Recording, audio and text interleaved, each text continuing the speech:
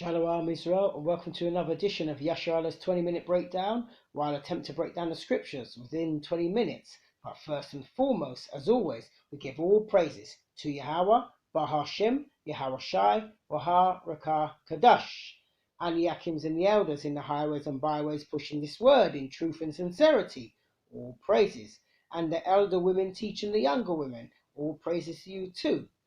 And the camps and the solo brothers going out there making videos, pushing out their social media and every outlet possible, pushing the truth according to scriptures.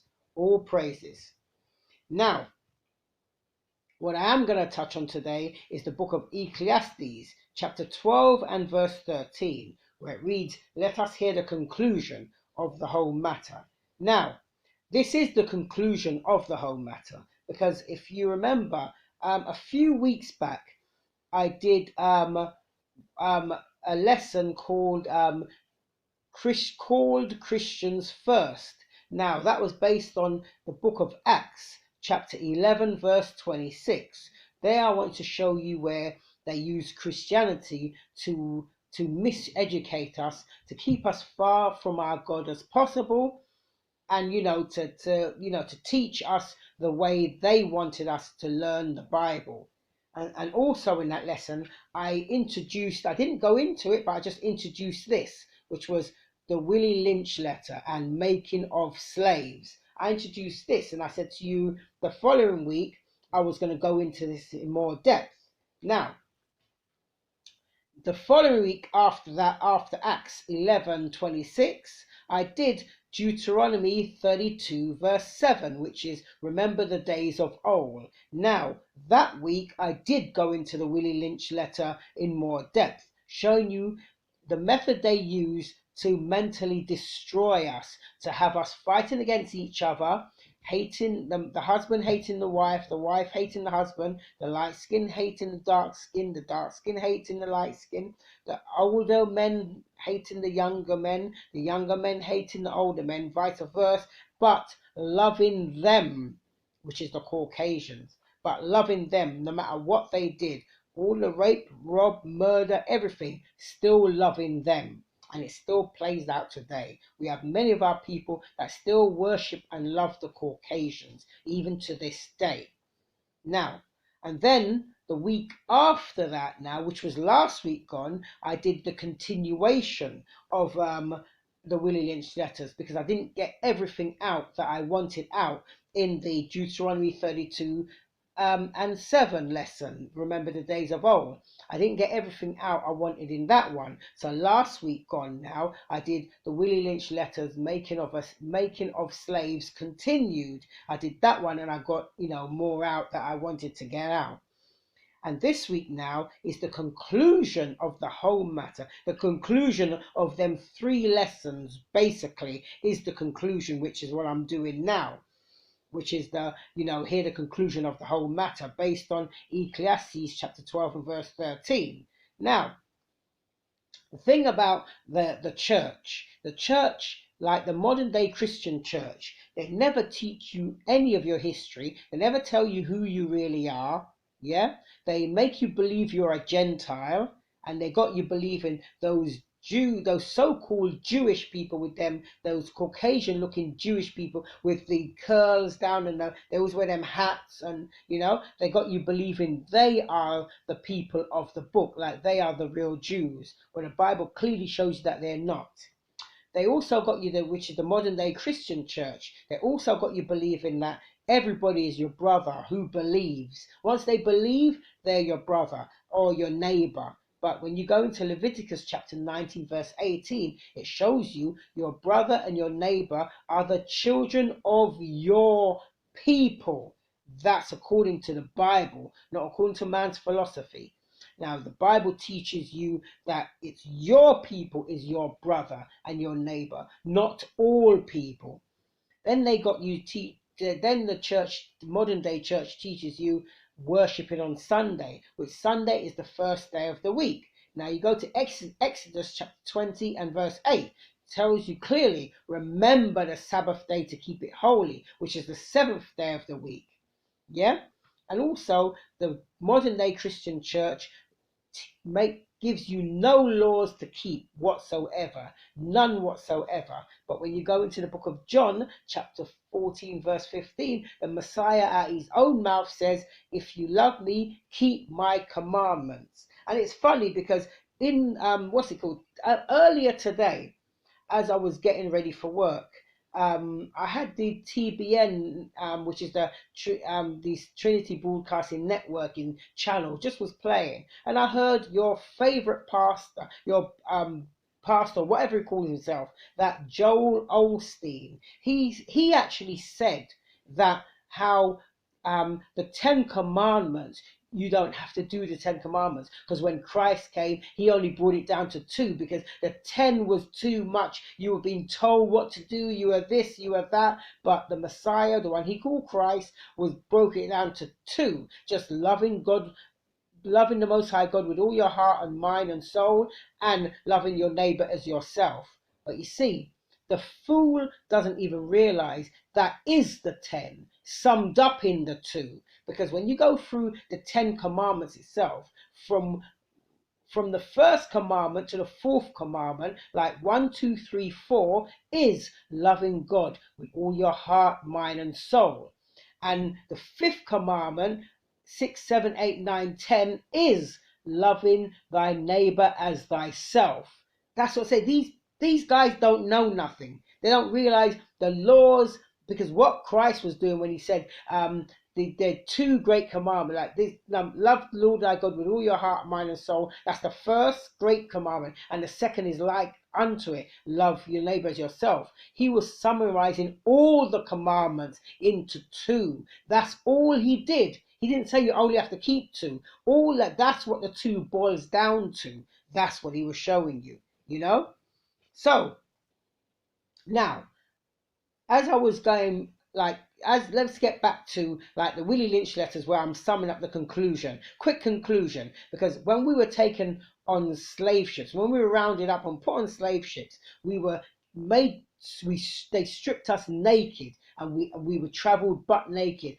If you were lucky, you had a loincloth, but mostly it was butt naked. Why? Because on our garments we had these, which are called fringes. You can go into the book of Numbers, chapter 15, verse 38, which says we were supposed to wear fringes on our garment throughout our generation, and it was to remind us to keep the commandments of the Most High God. So if you had any thoughts, or you looked down, you saw the fringes, you remember, oh yeah, I'm an Israelite, I must keep the commandments. That's a reminder to keep the commandments. And even the Messiah, the one you call Christ, yes, he wore fringes too.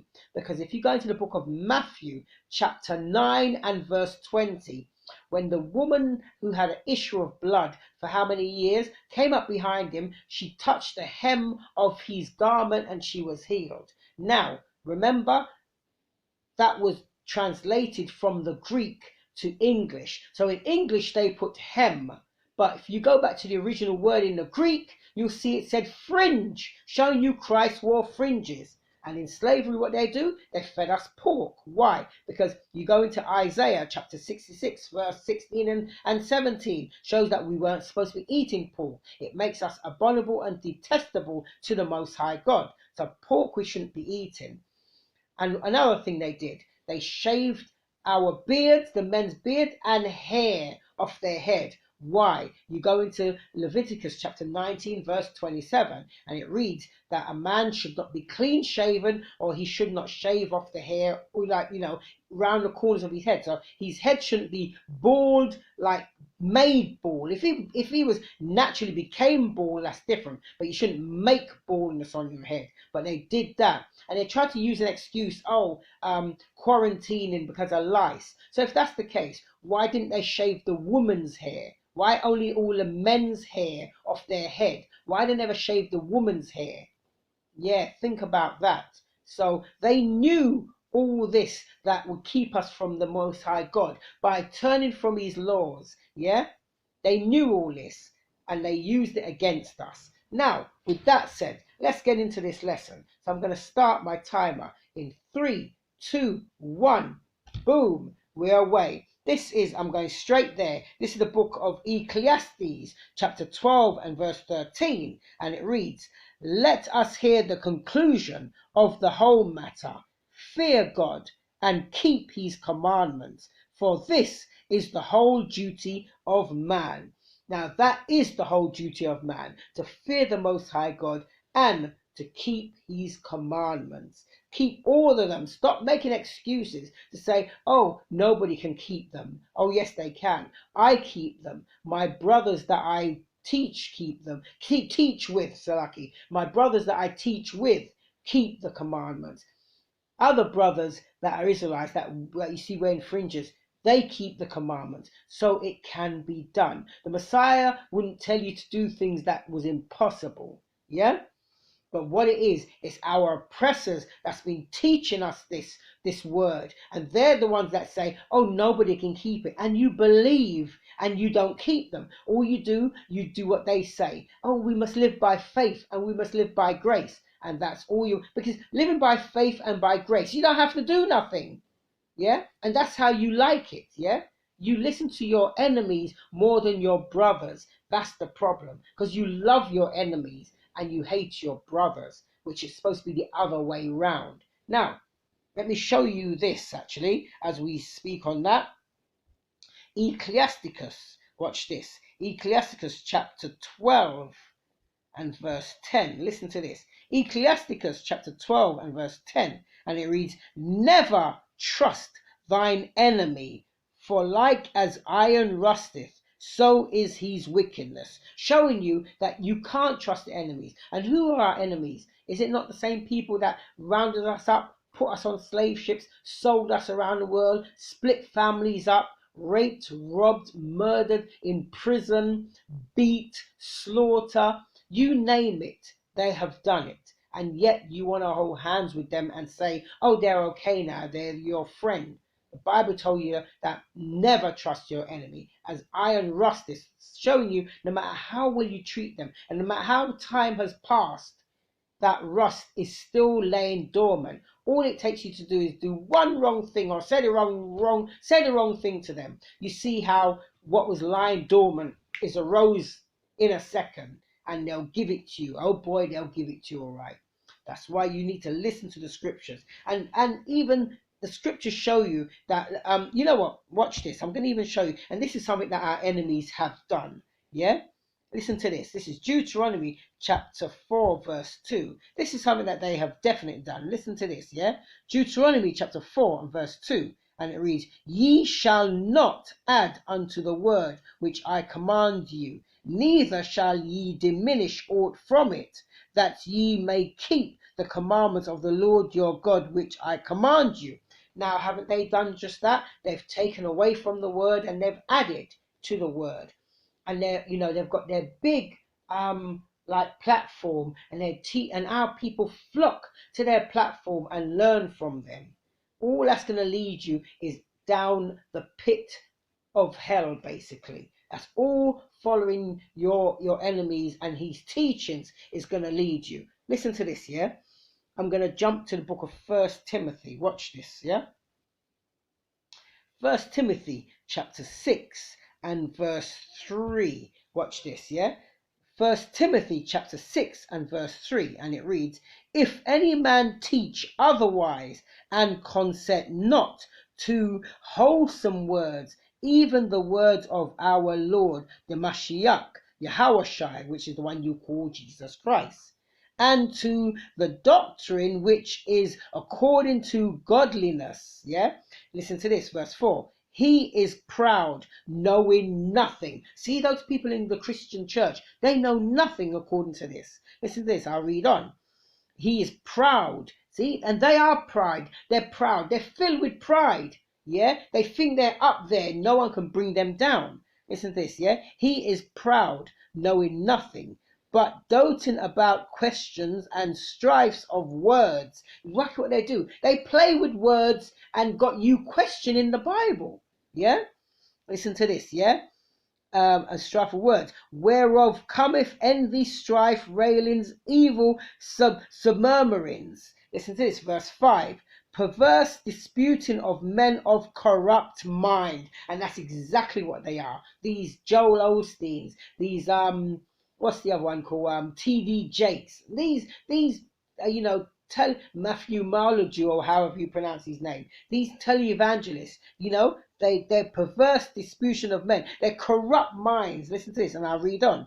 And this is one thing they are, and destitute of the truth. Now there, I'm going to hold that there. Destitute of the truth. What is the truth they're destitute from? Watch this. I'll show you. Psalms 119 verses 142. Listen to this.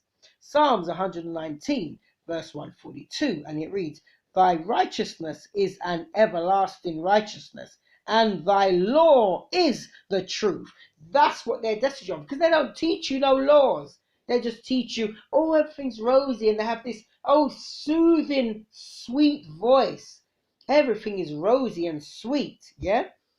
Yeah, so that's what they're destitute of. Destitute of. Let me go back where I was. I just want to show you that. Back to 1 Timothy chapter 6, and I was actually reading verse 5. I'm going to take it at the top of verse 5 again. 1 Timothy chapter 6 and verse 5, and it reads, Perverse disputing of men of corrupt mind, and destitute of the truth. Suppose, here we go, and this is them in a nutshell. Supposing that gain is godliness. See, they're like, you know, posterity preachers. And what did my brother say to me earlier? He said motivational speakers. Yes, that's it. Motivational speakers. A lot of them are too. To get you motivated to feel like, oh, I can do anything. I can reach the highest mountain. I can earn this. I can earn that. That's what they're on. They're on money. They're on gain. That's what they're on.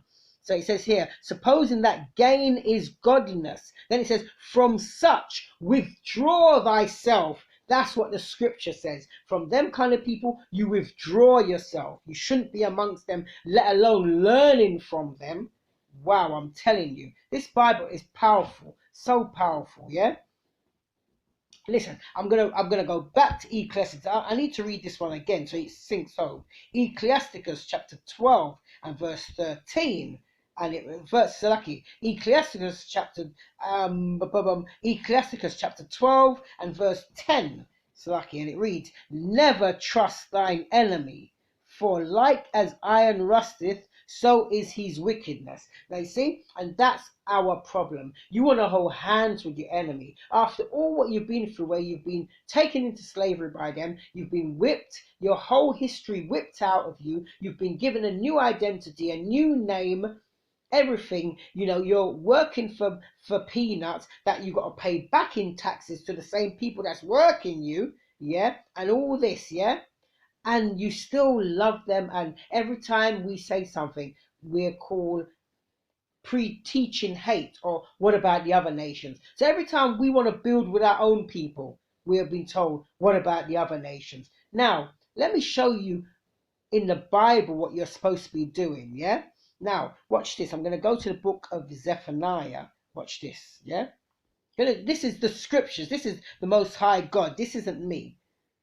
This is Zephaniah chapter 2 and verse 1. Listen to this. Zephaniah chapter 2 and verse 1, and it reads, Gather yourself together, yea, gather together, O nation not desired. Now, who's the nations not desired? Isn't it us, the blacks, the Hispanics, and the Native Americans? We are not desired. The 12 tribes of Israel, the northern kingdom and the southern kingdom. So we need to come together and build. We don't need the other nations, yeah? The Bible tells us that we must gather together, yeah? And watch this. I'm going to even show you, even the men of old, they didn't gather with the other nations. Watch this, yeah?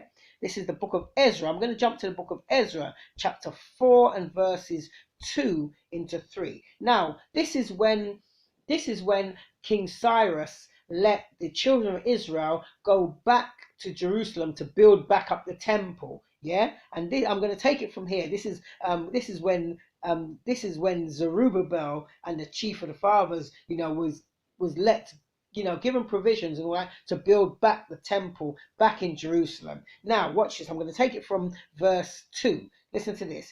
Ezra chapter 4 and verse 2, and it reads, Then they came to Zerubbabel, yeah, and to the chief of the fathers, and said, this is now the other nations. This is what they've come to Zerubbabel and the fathers. And this is what it said, and this is what they said to them, yeah. He said, I take it from the top again. Then they came to Zerubbabel and to the chief of the fathers and said unto them, let us build with you. Oh, let's all get along. Let's hold hands. We are one. We are fighting the same struggle. Yeah. Let us build with you, for we seek your God, as ye do, and we do sacrifice unto him since the days of Ergahanan, king of Assyria, which brought us up hither.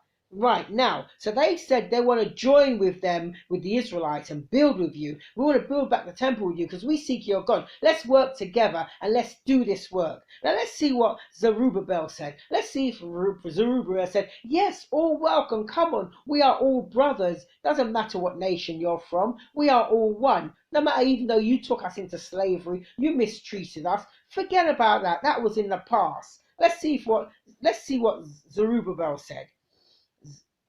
Ezra chapter 4 and verse 3 now.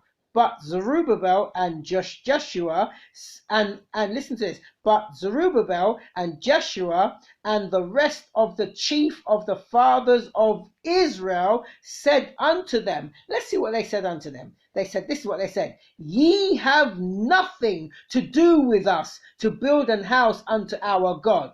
I want to repeat that. Listen to what he said. They said to the other nations who want to build with them, ye have nothing to do with us to build an house unto our God, but we ourselves together will build unto the Lord God of Israel, as King Cyrus, the king of Persia, has commanded us. So you see, they rejected their help. Because you can't have your enemy building with you, because your enemy will build with you and secretly be destroying you still. Remember, like iron rusteth, so is his wickedness. So if you think that they love you now because they give you a piece of land or they're giving you a little job, they've bumped up your wages a bit, so you're living a bit more large, you think they still love you? Think again. Yeah, you think again. You don't know who you're dealing with. Yeah. Now, watch this. This is a message that the Most High straight to you people who love to hold hands with your oppressors. Listen to this. This is Revelations, the last book of the Bible. You can't get newer than Revelations. Listen to this. Revelations chapter 18 and verse 4. Listen to this. And it reads, and Revelations chapter 18 verse 4, and it reads, and I heard another voice from heaven saying, come out of her, my people, that ye be not partakers of her sins, and that ye receive not of her plagues. You see, it says, come out of her, my people. Now, who is my people? Who is he talking to? Who's my people? Let's quickly clear that up. Amos, let's jump to the book of Amos quickly, chapter 7 and verse 15. Let's see who my people is. Amos chapter 7 verse 15, and it reads, and the Lord took me as I followed the flock, and the Lord said unto me, go, prophesy unto my people Israel. Clearly showing you who his people is. His people are the children of Israel, which are the 12 tribes, yeah? Which are the blacks, Hispanics, and Native Americans. Those are his people. Those are the true children of the Most High God, yeah? Now, just wanted to clear that up. Now, let's jump to Proverbs, the book of Proverbs. Where are we? Proverbs chapter 6. And listen to this. Proverbs chapter 6 and verses 17. I'm going to take it from 17 to 19. Listen to this. Proverbs chapter 6 verse 17. And it reads, a proud look, a lying tongue, and hands that shed innocent blood. Verse 18. And heart that deviseth wicked imaginations. Feet that be swift in running to mischief. In verse 19, a false witness that speaketh lies, and he that soweth discord amongst brethren. Now, those 3 verses I read, who has done all of that? All that I just read. Is it not the Caucasians, what they've done to us in slavery and still up to today's date? They cause discourse amongst us, amongst brethren. Then they step away and leave us like idiots to fight each other. Yeah, they speak lies. They're false witnesses. You go into their court system. Somebody says you did this. a false witness comes up, say you did this, next thing you're in prison. Boom, yeah? And look how much of our brothers and sisters that are in prison for things they haven't done. Yeah? Yeah? And a heart that devises wicked imaginations, feet that swift at running to do mischief, a proud look. These people are proud. They're puffed up with pride. They feel nobody can beat them. They're mighty. Look at the Americans, how they speak. Yeah? Like, the president and all that. They feel that nobody can touch them. They're such a powerful superpower that nobody can touch them. Lying tongue, especially they lie on the scriptures daily. And here we go, hands that shed innocent blood. Whose blood have they been shedding for years? By kneeling on our necks, chokehold, shooting. That's why you got hands up, don't shoot, Black Lives Matter. All these are on the back of what I just read. Yeah? Now, we have to come out of these people, step away, build ourselves. Yeah. Now watch this. I'm going to quickly. Wow, time's going quick. Let me just quickly show you a couple more, and then I'm going to time out. Let's go. Look, watch this. Job chapter 9, verse 24. I have to read this one. Job chapter 9 verse 24, and it reads, "The earth is given into the hands of the wicked." I don't really need the rest. I just want to show you that bit. The earth is being given into the hands of the wicked. Who's running the earth today? Who claims to be the superpower, the top nation? Is it not the Edomites? They're the ones running the earth today. Yeah. Watch this. I'm going to quickly jump to the book of Psalms chapter 10 verse 2. Listen to this. Psalms chapter 10 verse 2, and it reads, remember I just read to you in Job 9:24, the earth is being given into the hands of the wicked. Yeah. Now we'll listen to this. Psalms chapter 10 verse 2. "The wicked in his pride doth persecute the poor." Yeah, so ain't that what they be doing to us all the time? They're persecuting us all the time. And it just said the wicked in his pride persecute the poor. Then it says, "Let them be taken in the devices that they have imagined." What's one of the devices they have imagined? They imagine bringing the COVID-19 to destroy the people of color. But what's happened is it's turned and it's been killing more of their people than us. Yeah. So they've been taken in their own snare. Yeah. That they set for us. It's been sorting them out. Now, let me just quickly show you this quickly. Watch this. This is the conclusion of the whole matter again. This is Ecclesiastes. I want to read this one for you. Ecclesiastes chapter 9 and verse 11. Listen to this. Ecclesiastes chapter 9 and verse 11. And it reads, "Envy not the glory of sinners." So see, they glory, they're high and mighty. They glory in all that they do. They've robbed people's land and their wealth and everything, and they don't feel no way about it. They glory, they triumph in it. But listen to this, yeah? Ecclesiastes chapter 9 verse 11, and it reads, "Envy not the glory of a sinner, for thou knowest not what shall be his end." So I want you to bear that in mind. And this is a future prophecy, the conclusion of the whole matter. This is where his end will be. This is Isaiah chapter 14 verse 1 to 2. Listen to this. Isaiah chapter 14 and verse 1. "For the Lord will have mercy on Jacob and will yet choose Israel." So we will rise. No matter what they do, they can't stop us. "And will yet choose Israel and set them in their own land." We'll be going back to our own land. "And the strangers shall be joined with them, and they shall cleave to the house of Jacob." So the strangers, the other nations, let's see how they're going to be joined to us. Verse 2. "And the people shall take them and bring them to their place. And the house of Israel shall possess them in the land of the Lord. Here we go, for servants and handmaids. And they shall take them captives, whose captives they were, and they shall rule over their oppressors." So you see, where they had us in slavery, the table's going to turn. We're going to take them in slavery. And that's the conclusion of the whole matter. So, as I said, back to Ecclesiastes. But quickly, I'm about to time out shortly. Ecclesiastes chapter 12 and verse 13. And it reads, "Let us hear the conclusion of the whole matter. Fear God and keep his commandments, for this is the whole duty of man, every Israelite man, woman, and child." With that, this is Yasharallah. We out.